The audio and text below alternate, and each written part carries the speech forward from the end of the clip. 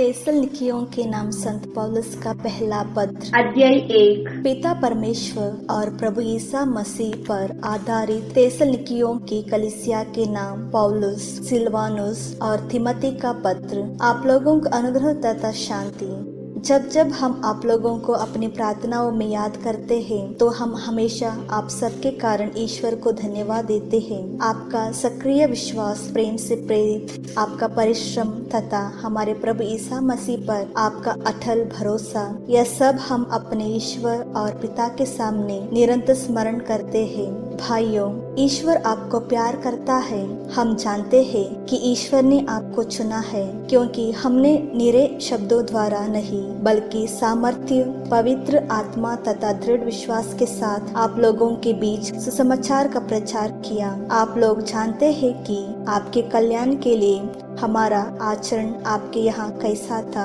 आप लोगों ने हमारा तथा प्रभु का अनुसरण किया और घोर कष्टों का सामना करते हुए पवित्र आत्मा की प्रेरणा से आनंद पूर्वक सुसमाचार स्वीकार किया। इस प्रकार आप मकेदुनिया तथा अखैया के सब विश्वासियों के लिए आदर्श बन गए। आप लोगों के यहाँ से प्रभु का सुसमाचार न केवल मकेदुनिया तथा अखैया में फैला, बल्कि ईश्वर में आपके विश्वास की चर्चा सर्वत्र हो रही है। हमें कुछ नहीं कहना है, लोग स्वयं हमें बताते हैं कि आपके यहाँ हमारा कैसा स्वागत हुआ और आप किस प्रकार देव मूर्तियाँ छोड़कर ईश्वर की ओर अभिमुख हुए, जिससे आप सच्चे तथा जीवंत ईश्वर के सेवक बने और उसके पुत्र ईसा की प्रतीक्षा करें, जिन्हें ईश्वर ने मृतकों में से जिलाया। यही ईसा स्वर्ग से उतरेंगे और हमें आने वाले प्रकोप से बचाएंगे।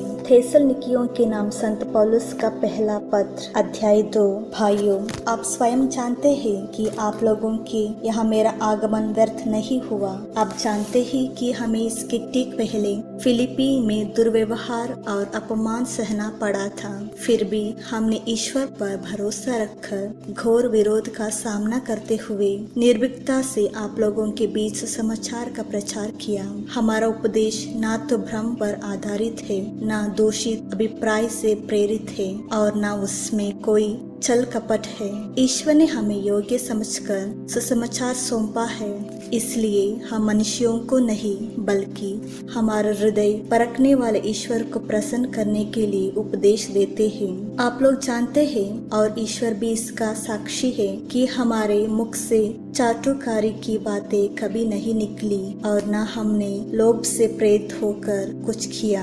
हमने मनुष्यों का सम्मान पाने की चेष्टा नहीं की, न आप लोगों का और न दूसरों का। यद्यपि हम मसीह के प्रेरित होने के नाते अपना अधिकार जता सकते थे, उल्टे अपने बच्चों का लालन पालन करने वाली माता की तरह हमने आप लोगों के साथ कोमल व्यवहार किया। आपके प्रति हमारी ममता तथा हमारा प्रेम यहाँ तक बढ़ गया था कि हम आपको सुसमाचार के साथ अपना जीवन भी अर्पित करना चाहते थे। भाइयों, आपको हमारा कठोर परिश्रम याद होगा। आपके बीच सुसमाचार का प्रचार करते समय हम दिन रात काम करते रहे, जिससे किसी पर भार ना डाले। आप और ईश्वर भी इस बात के साक्षी है कि आप विश्वासियों के साथ हमारा आचरण कितना पवित्र, धार्मिक और निर्दोष था।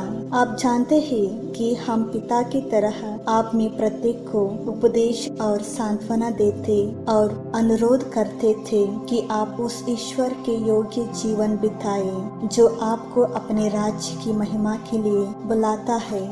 हम इसलिए निरंतर ईश्वर को धन्यवाद देते हैं कि जब अपने हमसे ईश्वर का संदेश सुना और ग्रहण किया तो आपने उस मनुष्यों का वचन नहीं बल्कि जैसा कि वह वास्तव में है ईश्वर का वचन समझकर स्वीकार किया, और यह वचन अब आप विश्वासियों में क्रियाशील है। भाइयों, आप लोगों ने यहूदियों में स्थित ईश्वर की मसीह कलीसियाओं का अनुकरण किया, क्योंकि आपको अपने देश भाइयों से वही दुर्व्यवहार सहना पड़ा जो उन्होंने यहूदियों से सहा है। यहूदियों ने ईसा मसीह तथा नबियों का वध किया और हम पर घोर अत्याचार किया।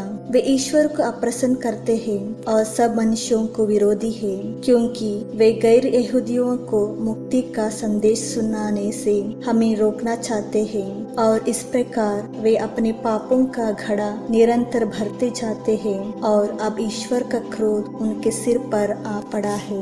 भाइयों, जब हम कुछ समय के लिए आप लोगों के प्रेम से नहीं बल्कि आपको दर्शनों से वंचित थे, तो हमें आपसे फिर मिलने की बड़ी अभिलाषा थी। इसलिए हमने अर्थार्थ में पौलुस ने अनेक बार आपके यहाँ आना चाहा, किंतु शैतान ने हमारा रास्ता रोक दिया। जब हम प्रभु ईसा मसीह के आगमन पर उनके सामने खड़े होंगे तो आप लोगों को छोड़कर हमारी आशा या आनंद या गौरवपूर्ण मुकुट क्या हो सकता है? क्योंकि आप लोगों ही है हमारा गौरव और हमारे आनंद। तेसलनिकियों के नाम संत पौलुस का पहला पत्र, अध्याय 3। अंत में हमसे नहीं रहा गया, हमने अकेले अंतेस में रहने का और अपने भाई तथा मसीह के सुसमाचार के प्रचार में ईश्वर के सहयोगी तिमोथी को इसलिए भेजने का निश्चय किया कि वह आपको ढाढ़स बंधाए और विश्वास में दृढ़ बनाए रखे, जिससे कोई भी इन विपत्तियों का कारण विचलित ना हो। आप लोग जानते हैं कि यही हमारा भाग्य में है। आपके यहाँ रहते समय हम आपसे कहा करते थे कि विपत्तियां हम पर आ पड़ेगी, और जैसा कि आप जानते हैं हुआ भी वही। इसलिए जब हमसे नहीं रहा गया तो आप लोगों के विश्वास का समाचार जानने के लिए हमने उनको आपके यहाँ भेजा, क्योंकि हम डरते थे कि कहीं शैतान ने आपको लुभाया हो और हमारा परिश्रम व्यर्थ हो गया हो। तिमोथी अभी भी आप लोगों के यहाँ से लौटे और आपके विश्वास तथा प्रेम के विषय में अच्छा समाचार लाए। वह हमें बताते हैं कि आप सदा हमको प्रेम से याद करते हैं और हमें फिर देखने के लिए उतने ही उत्सुक है जितने आप लोगों को देखने के लिए। भाइयों, हमें अपने सब कष्टों और संकटों में आप लोगों के विश्वास से सांत्वना मिली है। यह जानकर हम में अब नए जीवन का संचार हुआ है कि आप प्रभु में दृढ़ बने हुए हैं। आपने हमें प्रभु के सामने कितना आनंद प्रदान किया है। हम आप लोगों के विषय में ईश्वर को पर्याप्त धन्यवाद कैसे दे सकते हैं। हम दिन रात आग्रह के साथ ईश्वर से यह प्रार्थना करते रहते हैं कि हम आपको दोबारा देख सकें और आपके विश्वास में जो कमी रह गई है उसे पूरा कर सकें। हमारा पिता ईश्वर और हमारे प्रभु ईसा हमारे लिए आपके पास पहुंचने का मार्ग सुगम बनाए। प्रभु ऐसा करे कि जिस तरह हम आप लोगों को प्यार करते हैं उसी तरह आपका प्रेम एक दूसरे के प्रति और सबके प्रति बढ़ता और उमड़ता रहे। इस प्रकार वह उस दिन तक अपने हृदयों को हमारे पिता ईश्वर के सामने पवित्र और निर्दोष बनाए रखे, जब हमारे प्रभु ईसा अपने सब संतों के साथ आएंगे। अध्याय 4। भाइयों, आप लोग हमसे यह शिक्षा ग्रहण कर चुके हैं कि किस प्रकार चलना और ईश्वर को प्रसन्न करना चाहिए, और आप इसके अनुसार चलते भी हैं। अंत में हम प्रभु ईसा के नाम पर आपसे आग्रह के साथ अनुनय करते हैं कि आप इस विषय में और आगे बढ़ते जाएं। आप लोग जानते हैं कि मैंने प्रभु ईसा की ओर से आपको कौन कौन आदेश दिए। ईश्वर की इच्छा यह है कि आप लोग पवित्र बने और व्यभिचार से दूर रहे। आप में प्रत्येक धर्म और औचित्य के अनुसार अपने लिए एक पत्नी ग्रहण करें, गैर यहूदियों की तरह जो ईश्वर को नहीं जानते। कोई भी वासना के वशीभूत ना हो, कोई भी मर्यादा का उल्लंघन ना करे और इस संबंध में अपने भाई के प्रति अन्याय नहीं करे, क्योंकि प्रभु इन सब बातों का कठोर दंड देता है, जैसा कि हम आप लोगों को स्पष्ट शब्दों में समझा चुके हैं। क्योंकि ईश्वर ने हमें अशुद्धता के लिए नहीं पवित्रता के लिए बुलाया। इसलिए जो इस आदेश का तिरस्कार करता है वह मनुष्य का नहीं बल्कि ईश्वर का तिरस्कार करता है, जो आपको अपना पवित्र आत्मा प्रदान करता है। भातृ प्रेम के विषय में आप लोगों को लिखने की कोई आवश्यकता नहीं, क्योंकि आप लोग ईश्वर से ही एक दूसरे को प्यार करना सीख चुके हैं और सारी मकेदुनिया के भाइयों के प्रति इस भातृ प्रेम का निर्वाह करते हैं। भाइयों, मेरा अनुरोध है कि आप इस विषय में और भी उन्नति करें। आप इस बात पर गर्व करें कि आप शांति में जीवन बिताते हैं और हर एक अपने अपने काम में लगा रहता है। आप लोग मेरे आदेश के अनुसार अपने हाथों से काम करें। इस प्रकार गैर ईसाई आपका आदर करेंगे और आपको किसी बात की कमी नहीं होगी। भाइयों, हम चाहते हैं कि मृतकों के विषय में आप लोगों को निश्चित जानकारी हो। कहीं ऐसा ना हो कि आप उन लोगों की तरह शोक मनाए जिन्हें कोई आशा नहीं है। हम तो विश्वास करते हैं कि ईसा मर गए और फिर जी उठे। जो ईसा में विश्वास करते हुए मरे, ईश्वर उन्हें उसी तरह ईसा के साथ पुनर्जीवित कर देगा। हमें मसीह से जो शिक्षा मिली है उसके आधार पर हम आपसे यह कहते हैं, हम जो प्रभु के आने का जीवित रहेंगे मृतकों से पहले महिमा में प्रवेश नहीं करेंगे, क्योंकि जब आदेश दिया जाएगा और महादूत की वाणी तथा ईश्वर की तुरही सुनाई पड़ेगी तो प्रभु स्वयं स्वर्ग से उतरेंगे। जो मसीह में विश्वास करते हुए मरे वे पहले जी उठेंगे। इसके बाद हम जो उस समय तक जीवित रहेंगे उनके साथ बादलों में आरोहित कर लिए जाएंगे और आकाश में प्रभु से मिलेंगे। इस प्रकार हम सदा प्रभु के साथ रहेंगे। आप इन बातों की चर्चा करते हुए एक दूसरे को सांत्वना दिए करें। अध्याय 5। भाइयों, आप लोग अच्छी तरह जानते हैं कि प्रभु का दिन रात के चोर की तरह आएगा, इसलिए इसके निश्चित समय के विषय में आपको कुछ लिखने की कोई जरूरत नहीं है। जब लोग यह कहेंगे अब तो शांति और सुरक्षा है, तभी विनाश उन पर, गर्भवती पर प्रसव पीड़ा की तरह अचानक आ पड़ेगा और वे उससे बच नहीं सकेंगे। भाइयों, आप तो अंधकार में नहीं है जो वह दिन आप पर चोर की तरह अचानक आ पड़े। आप सब ज्योति की संतान है, दिन की संतान है। हम रात या अंधकार के नहीं है, इसलिए हम दूसरों की तरह नहीं सोए बल्कि जागते हुए सतर्क रहे।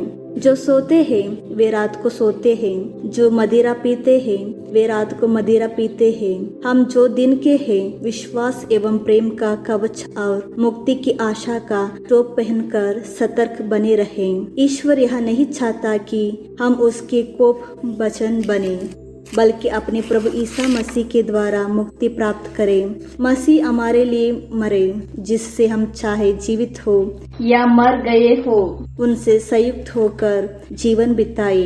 इसलिए आपको एक दूसरे को प्रोत्साहन और सहायता देनी चाहिए, जैसा कि आप कर रहे हैं। भाइयों, हमारी आपसे एक प्रार्थना है, जो लोग आपके बीच परिश्रम करते हैं प्रभु में आपके अधिकार है और आपको उपदेश देते हैं, आप उनकी आज्ञा का पालन करें और प्रेम पूर्वक उनका सम्मान करें, क्योंकि वे आपके लिए परिश्रम करते हैं। आपस में मेल रखें। भाइयों, हम आपसे अनुरोध करते हैं कि आप आवारा लोगों को चेतावनी दें, भीरुतों को सांत्वना दें, दुर्बलों को संभालें और सभी से धैर्य के साथ व्यवहार करें। आप इस बात का ध्यान रखें कि कोई भी बुराई के बदले बुराई नहीं करे। आप सदैव एक दूसरे की और सब मनुष्यों की भलाई करने का प्रयत्न करें। आप लोग हर समय प्रसन्न रहें, निरंतर प्रार्थना करते रहें। सब बातों के लिए ईश्वर को धन्यवाद दें, क्योंकि ईसा मसीह के अनुसार आप लोगों के विषय में ईश्वर की इच्छा यही है। आत्मा की प्रेरणा का दमन नहीं करें और भविष्यवाणी के वरदान की अपेक्षा नहीं करें, बल्कि सब कुछ परखे और जो अच्छा हो उसे स्वीकार करें। हर प्रकार की बुराई से बचते रहें। शांति का ईश्वर आप लोगों को पूर्ण रूप से पवित्र करें। आप लोगों का मन, आत्मा तथा शरीर हमारे प्रभु ईसा मसीह के दिन निर्दोष पाए जाए। ईश्वर यह सब कराएगा, क्योंकि उसने आप लोगों को बुलाया और वह सत्य प्रतिज्ञा है। भाइयों, आप हमारे लिए भी प्रार्थना करें। शांति के चुंबन से सब भाइयों का अभिवादन करें। आप लोगों को प्रभु की शपथ यह पत्र सभी भाइयों को पढ़कर सुनाई जाए। हमारे प्रभु ईसा मसीह की कृपा आप सब पर बनी रहे।